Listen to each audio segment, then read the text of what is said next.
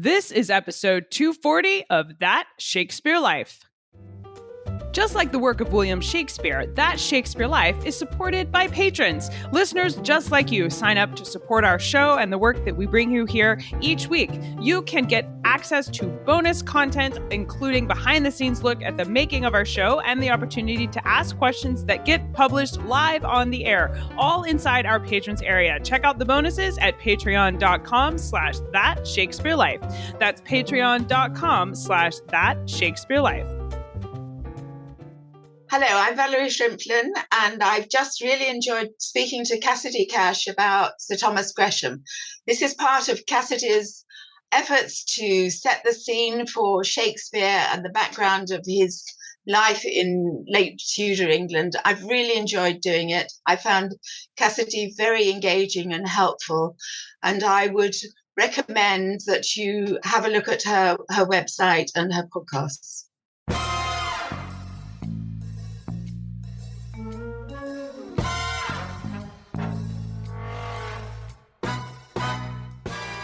Based on the number of voyages that Squanto took back over to England and just his experience, we have a good sense that Squanto not only learned English, but was able to get some good insight into the culture.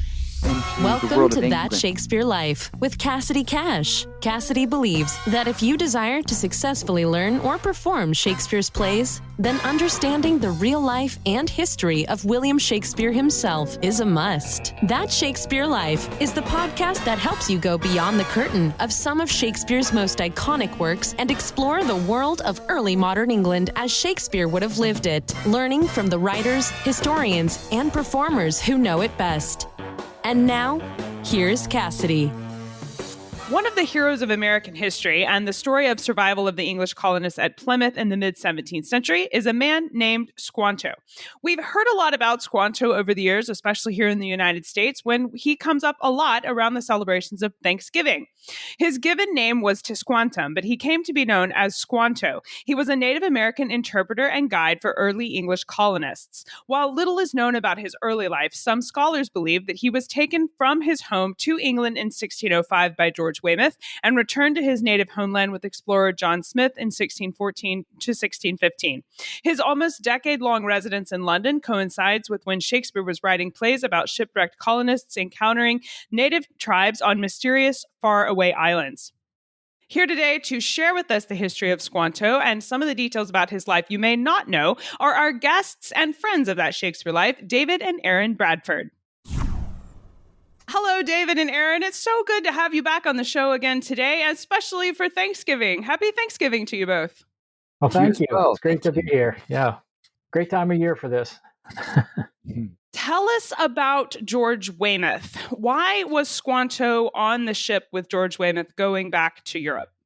Well, George Weymouth was a ship captain who primarily was involved with the exploration around the northern parts of Newfoundland and Maine. So he was much north of the Plymouth area, but he was involved in really trying to prepare or learn about what was going on in the eastern coast of the New World as they saw it.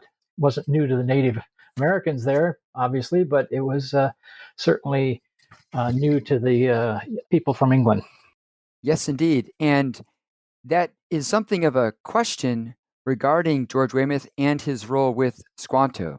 Some historians believe that Squanto, along with at least 4 Penobscot youths, were captured by George Weymouth and were taken back to England to be used as slaves. However, there are other historians who have noted and perhaps even wondered if George Weymouth was so much farther north, as David just said, up there near Newfoundland and places like that, for him to just go as far south as Squanto was from originally, which was in Massachusetts Bay at a place called Patuxet, that might have been something of a challenge for him to go that far south. So as we talk about Squanto today, he is a rather mysterious figure in some ways. And as we look back through history, it's a great illustration of there are certain things that we can know for sure and document, and that there are other details of his life and others who lived in the early 1600s that are a bit mysterious. Now, I know that Squanto has been placed by a couple of historians back in London, but was Squanto living in London when Shakespeare was there? Well, that's a good question. It's there are thoughts that there were a lot of Indians that actually, a good number that had already been in London when Shakespeare was there between up till 1612. And of course, he died in 1616. So he would have been very familiar with the different people that came. But when Squanto actually arrived is in somewhat, I don't say dispute, but there are different possibilities that could have happened there. Am I correct that we do know Squanto was in London, but we're just not sure about the timing? The actual dates that he was there, would he have coincided with the times that Shakespeare was actually living there? It's kind of like with the question about Pocahontas being in London from 1616 to 1617. Well, Shakespeare died in 1616. There's a possibility that they might have met because he would have certainly been introduced to those that were there, because there weren't a prolific number of people, but and it was quite a event for people to get to meet those that had come over from the New World. Aaron, what do we know about Fernando Gorges in London and his interactions with Squanto? Yes, so Fernando Gorges, we know, was very influential in equipping and sending out voyages over to what was known as the New World. And so we know that he was living in London at the time. There's a very strong possibility that he interacted with Squanto. And based on the number of voyages that Squanto took back over to England and just his experience, we have a good sense that Squanto not only learned English, but was able to get some good insight into the culture, into the world of England. So Gorges was, again, instrumental and certainly influenced Squanto with his training and preparation. And in equipping these voyages over to the New World, having people who could speak multiple languages and serve as interpreters and guides were extremely important. So he was pretty well known and established there and made a big impact. And so their paths definitely crossed. And we can also see how Squanto, by being from Patuxent in what became known as Massachusetts Bay and having those interactions, very uniquely prepared him to not only be able to speak the language, but to have a profound insight into these different cultures when they met later in Plymouth. So why was Squanto able to return with John Smith in 1614, 1615? Well, Squanto was able to help John Smith. He was in the process of mapping out a lot of the area there, and he actually assigned the names to the Patuxent was named Plymouth on John Smith's map that Squanto was able to guide him. One of the big things that we know about Squanto was that he was very familiar with the land all along that area between Maine and as far south as almost New York Harbor there. So he was very knowledgeable of the areas and had been around there a lot. What did Squanto find back in Plymouth when he arrived there? When Squanto arrived back in Plymouth, he expected to find his family and his the people of his tribe, and it was had been essentially wiped out by this plague or some type of life-threatening. There's different conjecture as to what type of illness and disease it was, because it was very targeted. The surprising thing that most people don't realize, it wasn't this massive. They talk about a 200-mile strip of land that was affected by it, but it actually affected that Pokanoket tribe and the Patuxent area. It was very concentrated, which is kind of surprising, because if you go south and you look at the Nauset, they were unaffected by it. The Narragansett down around modern day Connecticut and Bristol, they were not affected by it. The Massachusetts tribe up north was not really affected by it. So it wasn't this massive all along the eastern seaboard, but it was very much targeted around the Patuxent area, which was surprising. And what Squanto found was, and what the Pilgrims found when they arrived and started visiting up at the Soams, which is about 40 miles west of Plymouth, they went out into the areas and found, dead bodies, bones and things lying. They couldn't bury them all because people were dying so rapidly and so many people had died. So it was a very devastating, it was like the apocalypse in some way for Squanto to go back and expect to see the people that he knew and to find this area so ravaged and feeling very alone and abandoned. So after Squanto came back and he found his village decimated, we know that at some point between that tragedy and 1620, he's interacting with the Pilgrims. So what do we know about Squanto's interaction with the Pilgrims when they arrived at Plymouth in 1620? When the Pilgrims arrived in 1620, the Squanto, he was aware that they arrived, but along with the other Nauset Indians, but they did not really reach out until the spring of the following year. So in March of 1621 is when Squanto came to speak and actually was involved after Samoset came into their midst and introduced himself. And then there was the negotiation with the Massasoit Assamequin, who was the chief of the Wampanoag Nation, if you will, about 30 tribes spread around that area. Squanto was very influential, and Bradford referred to him as an instrument sent of God for our good beyond our expectation. He directed us how to set our corn and where to take fish and procure other commodities, and was our pilot and took us to unknown places for our profit and never left us till he died. The interesting thing about that is that all took place in about the next 20 months. So the Pilgrims really only knew, the surprising thing I think that most people don't realize is that Squanto, the involvement with the Pilgrims happened condensed into about a year and a half of his life. And it was the last 20 months of his life. He died when he was 46 years old. So up until this time, he didn't really know the Pilgrims, but his interactions with them, he was their chief negotiator. He was the ambassador. He actually lived around his homeland, or the Plymouth, the colony there, or the Patuxet area. And he did have interactions and was the one to speak and communicate with all the sachems or chiefs of all the different tribes in that area. So he was very, very influential and very important. And Bradford saw that as his primary blessing, was that he would have lost his voice. In fact, even the Indian chief Corbiton said if Squanto wasn't alive, they would lose their voice. They would not be able to. And he was not a big fan of having the way Massasoit was attempting to establish a more edifying relationship and a supportive relationship, because they had their own needs. There was a lot of threats that they experienced from the Narragansett to the south and the Nauset. There was not a lot of. They were not the dominant tribe back in that area, and they faced their own threats. And they thought the Pilgrims would be a support, and that's part of the terms of their treaty involved this helping each other out if they were unfairly attacked by others. So this went both ways, and Squanto was very instrumental in helping negotiate that, and he was their primary advocate and ambassador to the tribes in that area. All right, so considering the role of Squanto in 1620 and his interaction with Plymouth, when we think of Squanto, perhaps one way to think about him is almost a man without a country. We mentioned how he had returned to his home and found the vast majority of his tribe completely wiped out.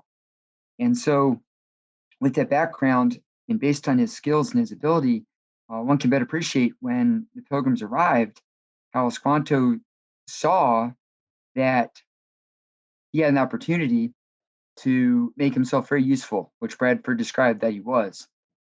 But we also know that Squanto is very influential. And with the great death that had wiped out many people before, we know that he actually threatened some of the different groups of American Indians with unleashing that plague from underneath the ground. And by saying that he had a powerful relationship with the Pilgrims, he could then turn that weapon of mass destruction, as it were, on rival American Indian tribes. It made him very powerful. And so we know that Squanto was quite the statesman, or perhaps not a statesman rather, but quite the politician, in that he could use that power and that standing to great effect. So when we think of Machiavelli, perhaps, or just that pragmatism, Squanto demonstrated that and a great ability when it comes to that. So we also know that Massasoit was rather untrusting of the Pilgrims at first, and that Squanto became a source of contention between Massasoit and Governor William Bradford of the Pilgrims. We also know that Massasoit actually sought to have Squanto put to death for the cause of not honoring the peace treaty agreements. And Bradford was quite torn because he said, well, according to this agreement, we should hand him over, but we cannot spare him. We need him. We also know that there is a great demonstration of Massasoit's change of heart when he was extremely deathly ill. And it was when the Pilgrims were able to send their physician and who scraped the brown fur off the back of his tongue and gave him some broth and basically brought Massasoit back to health. Massasoit said that now I know that the Englishmen love me and are my friends. And even after that profound change of heart that Massasoit had with Pilgrims, there's still that mistrust of Squanto. And Squanto was extremely influential, and yet I think that's another way to think of Squanto as being a very savvy diplomat and used his unique position and his language and his knowledge of the area to great effect. So Squanto is very influential and very powerful, and that I think puts him just in something of a different light than most people think of when they think of Squanto and his relationship with Pilgrims. Do you think it's fair to say that Squanto was at least somewhat deceptive? I mean, it sounds like he was operating more as a double agent. I think that's a pretty accurate assessment, accurate in that he realized his skill, his knowledge of the area, and his position, and was able to play off some of the fear and play off some of the questions about the even military capacity of the Pilgrims and use that to create advantage. So I think that he was, I don't know if that necessarily deceptive, but he used the knowledge that he had to create effect. We also think too that initial encounter, even it's sometimes called the first encounter, when the Pilgrims were in their shallop and they were exploring Cape Cod in Massachusetts Bay, and one of the initial interactions between some of the American Indians and the Pilgrims, and the Indians loosed their bows and arrows, and a number of holes were punched right through the doublets or the jackets that the Pilgrims had that they had spread out next to a fire to dry. And so the Pilgrims fired back with their matchlock muskets. And so just with the armor and the weaponry that the Pilgrims had, that gave them a huge advantage over the American Indians. So Squanto knew that. And so just his, again, how political savvy he was is very remarkable and shows just a keen insight into the cultures. What do you think is one of the most surprising things about Squanto's history? And David, you can answer this question as well. I think that there's a lot of misconceptions about Squanto's life. And I wonder, what is one of the most common things that you might want to correct about our understanding of Squanto? Well, in response to that question, I think of three things that come to my mind that most people who've looked into and researched the life of Squanto and what happened at that time, I don't think people really understand how well acquainted with English culture Squanto was, because he had been over in London and he actually knew these people that he was traveling with. He served them as a slave person. He was still he served them to communicate with all the different tribes and they had great value for him and his being able to be an ambassador and to the English as well. So he wasn't some naive someone who didn't know anything about the English. I mean, the fact that he could speak better English than the broken English that Samoset had learned from just some of the fishermen that he had picked up some useful language from. But Squanto could communicate very well, and that was and that's something that we need to understand. And he had a lifetime of preparation of this and all of the bad things that happened to his life, they all served what was going on at this time to uniquely bring understanding and communication between the English and the Native Americans. The other thing I think most people don't realize is this part of his nature, the ambition and the desire to. He basically was charged with undermining and sedition by Massasoit, and Massasoit actually declared, that he was basically an enemy of them. He became very disenfranchised with them and actually sent people to the colony to bring Squanto back to face justice. And to them at that time, for what he was doing, was the penalty was death. And because Bradford balked at that created some real tension between those two. And Massasoit very quickly stopped communicating with the Pilgrims. And so it really threatened the peace and the trust that had been established when over the first few months in that first year. So again, I don't think that's something that's very well understood, that Massasoit actually sent his knife to have them execute the judgment, to kill him, cut off his hands and his head, and send it back as proof that they had executed the judgment. That's something most people don't associate with. Wow, he was in really bad straits with his own Pokanoket tribe, or the Wampanoag people. I think the last thing that strikes me as something that's most people don't quite understand is how little amount of time that he actually spent helping the Pilgrims. It sounds like he had spent, like Bradford says, he had spent his entire life, until he died. And it's like, you think, wow, that must have been a lifetime. And it's like, no, all of this happened at the tail end of his life. It was all concentrated in that interaction that they had between 1620 and the fall of 1622, because that's when Squanto died. When it comes to common misconceptions about Squanto, I think his life and the profound impact that he had in his relationship with the Pilgrims and with Massasoit is how incredibly complex the world in which he lived was.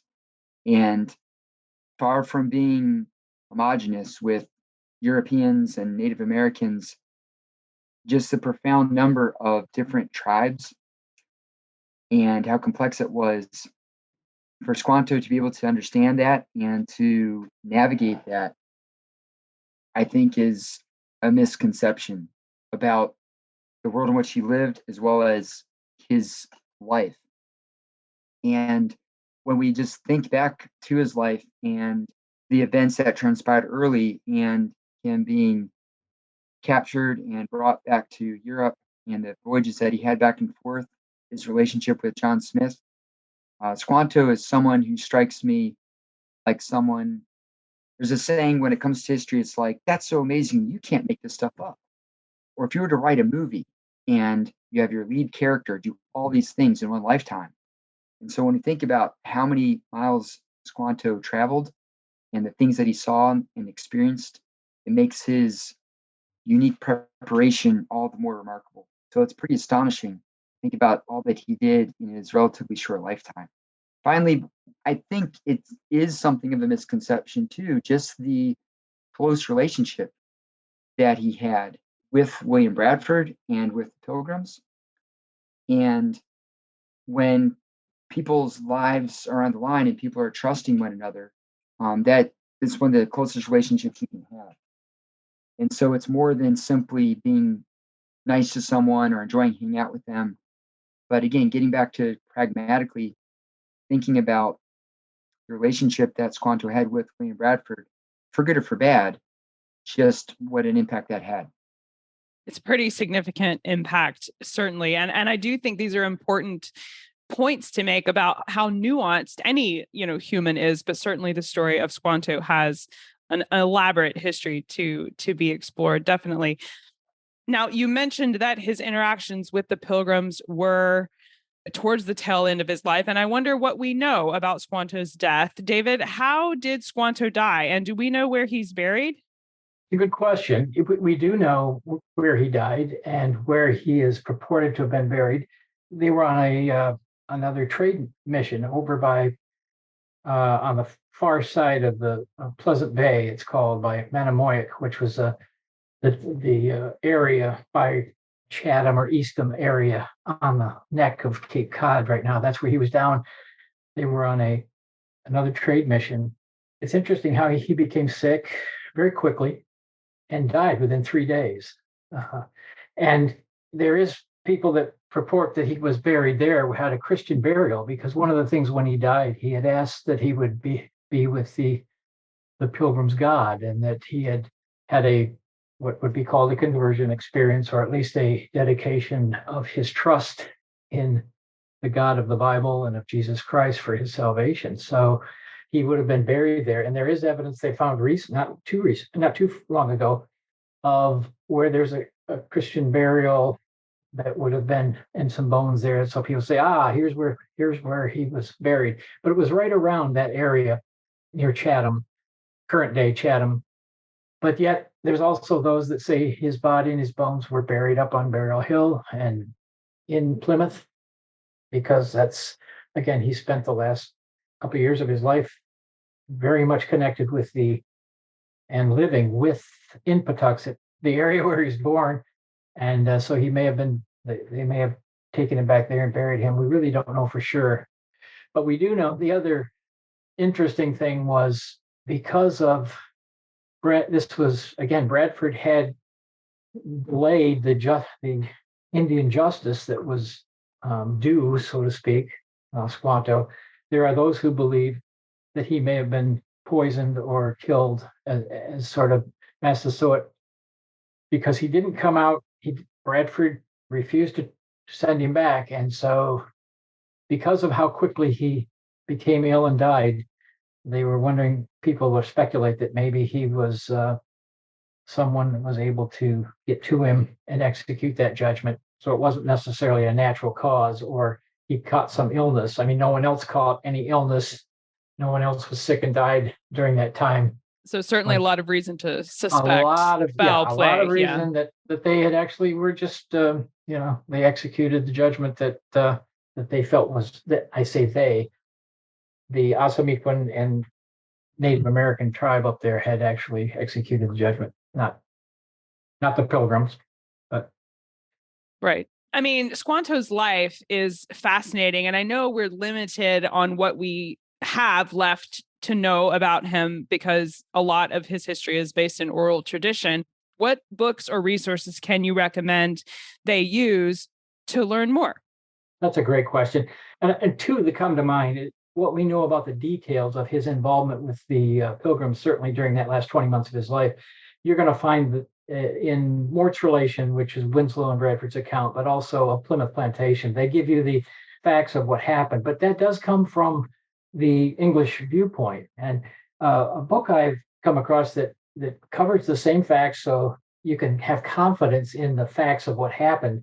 David Silverman, in his book, This Land is Their Land, it's subtitled The Wampanoag Indians, Plymouth Colony, and the Troubled History of Thanksgiving. He actually does a fairly nice job of bringing sort of that perspective that the Native Americans would have had as far as how these events played out, and some of the possible perspectives that aren't commonly shared. So I think it's a nice balance if you look at that and you read that but again, just there's no substitute for reading and digging into some of the documentation that we have, even the ones we were talking about earlier with Ferdinando Gorges and some of his book, for example, that he wrote 1558, I believe it was, before he died, or after, when he died, he talks about some of the, he makes mention of Squanto and some of the Indians that he dealt with and the value, what he had hoped they would be able to help them accomplish in settling the new, that area along the eastern seaboard of North America.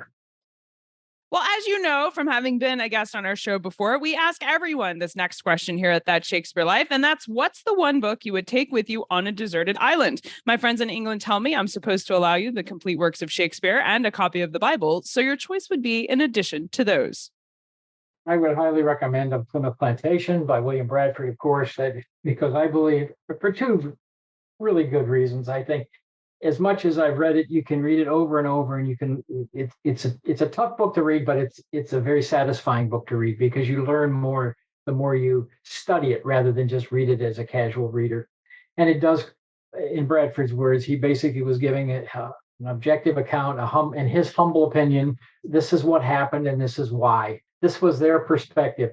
It may be flawed, and of course, people may come back and say, well, there's another view to this, and there certainly is. But you'll get an honest appraisal and an objective appraisal because he was not bringing making himself look better. He puts a lot of stuff in there that you would not put in there if you were trying to make this positive and an overly gratuitous treatment of Pilgrim history. He gives you all facts, all the good, the bad, and the ugly, but he does it because he's trying to share from God's perspective what God was accomplishing, because he did have that biblical worldview that says there are things that are true, and these things were true in a very objective sense. And so, yeah, you can study it forever, and it's a book you can read over and over, much like the Bible itself. That's a fascinating selection. And we will link, as addition to the resources that the Bradfords are sharing with you today about Squanto and the Pilgrims, these desert island books suggestions will also be placed in the show notes for today's episode. So make sure you go there to see links where you can check out some of these books. Now, Aaron, I know you have a desert island book selection as well. So for your desert island visit, what would you like to share for your desert island book selection today? So in reply, I suppose that the book Pilgrim's Progress would be a fascinating read. I have read it before. It took me a while, and so it's a perfect book if I'm deserted on a desert island like that. But I also appreciate the profound imagery and just being a wonderful allegory. I've really enjoyed The Lord of the Rings or The Chronicles of Narnia, but the innovation of Pilgrim's Progress and the spiritual connections it makes in there are rather explicit and very powerful. And along those lines, working here in colonial Savannah, we've got statues of John Wesley, and we're well aware of George Whitefield and the great impact that they had during the Great Awakening. And George Whitefield was noted for just the power of imagery. It was Jonathan Edwards is another Great Awakening minister as well. And in particular, with Jonathan Edwards, just the power of language. He would give his sermons in a very monotone, kind of dry delivery. And yet, even the analogy or the illustration rather, of a spider being suspended over a pit of fire. And it's just that thin wire strand that keeps it suspended over there. He was very innovative with using examples in nature to make his point. And so the book Pilgrim's Progress is similar in that regard when it comes to the power of imagery. So that would be my vote. I think if you're definitely going to explore the sermons that were known to be boring, if you had to sit and listen to them, reading them is the way to go, because you get to skip that. And so I think those are excellent choices for your desert island selection. And I love Pilgrim's Progress personally, too, for many of the reasons that you suggested. So we will link to those as well as David's desert island selections in the show notes for today's episode. Now, I would love to know about what you are working on now, guys. Well, the biggest thing we have in the works is the 1620 experience. You can find out more by just checking. We have a website called 1620experience.com. And we're putting a 8-episode mini-series that really explains a lot and dramatizes a lot of the very powerful interactions that happened during this period we've been talking about, these last 20 months, basically, that really share what really went on in that experience. And it's not just trying to give it a perspective, but also gives you the details and how powerful some of these events were that most people don't know about. Most people know about a lot of the very common things that happen, but they don't know the things that if you see it, you would say, wow, I didn't know that. Why didn't I know that? And these are the kind of things that will help us today, I think, even navigate our way through some of the very similar situations that we're experiencing in our day and age as we speak. The screenplay is being wrapped up. The last episode is being finished now, and we're beginning to look at a production schedule for getting this out within the next year or so. That is just exciting news. I'm really looking forward to seeing this project come to fruition. And it's fun to follow along with the steps and just see it building little block by block towards finally being produced. And I definitely encourage you to visit the website and check out 1620 Project. Both David and Aaron are involved in this project. Aaron, you want to talk about your involvement with the 1620 Project or stuff that you're working on at the moment? Yes, it's very exciting with the 1620 experience endeavor to have some fresh wind in our sails. And when one thinks about the Mayflower, for instance, and how long it took to build a ship like that. In this project we've been working on for a while, you can appreciate having a good crew, from the captain to the first mate. And so having an executive producer and director and the key players that are part of our crew have been coming together. We've also been making great progress when it comes to writing out our script. And so it's just very exciting to be able to take the approach of looking at the stories of the Pilgrims and what they experienced and the people with the people who they met in 1620, to consider what they experienced, what they went through, but then make that accessible and how it applies to our country today. And when we think about history, it is possible to look at through history through a material lens and saying, well, of course they got the beaver pelts, and of course they traded for deer skins, or the tangible items. And one can look at history in material perspective. But when one considers the motivations of why did people do the things that they did, it's not purely on a material level. And so it's just very exciting to think about how we can examine in a fresh, exciting way, in a faithful, accurate way, to learn more about the motivations behind what was experienced in 1620.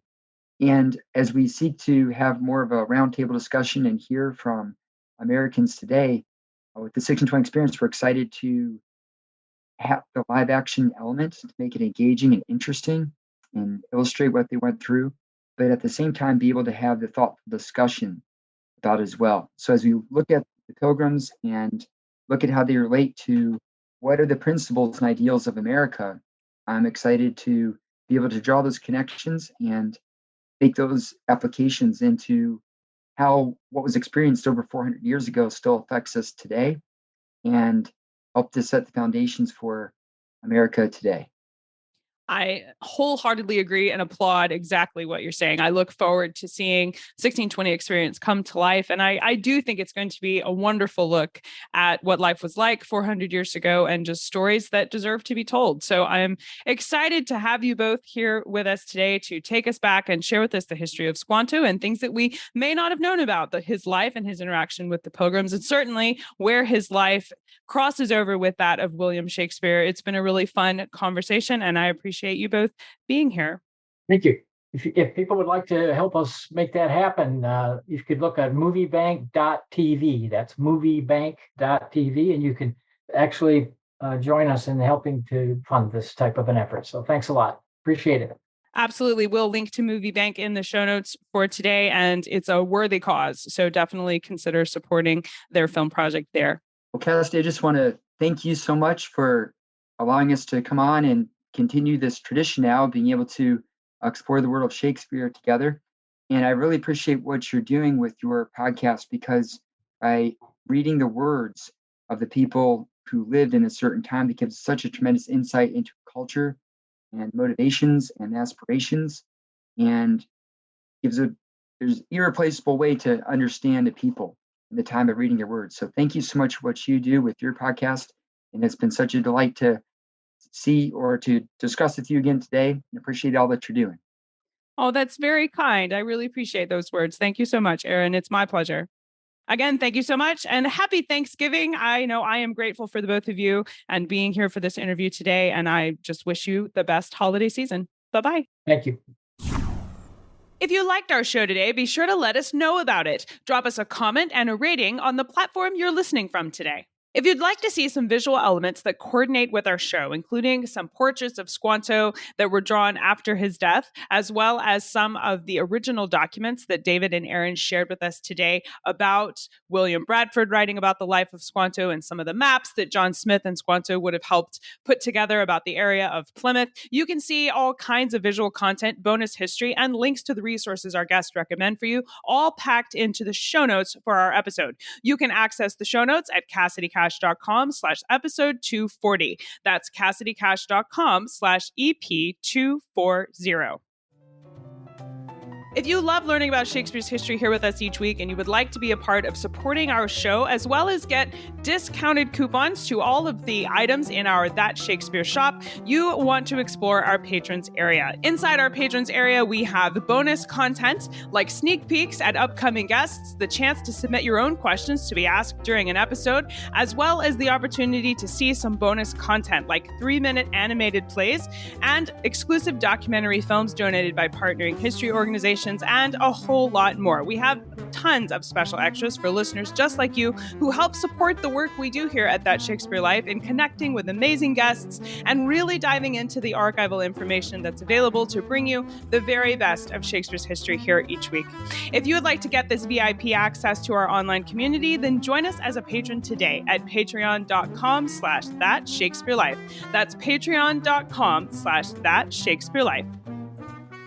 That Shakespeare Life is researched and produced by me, Cassidy Cash. Our audio engineer is Gary Mayholm.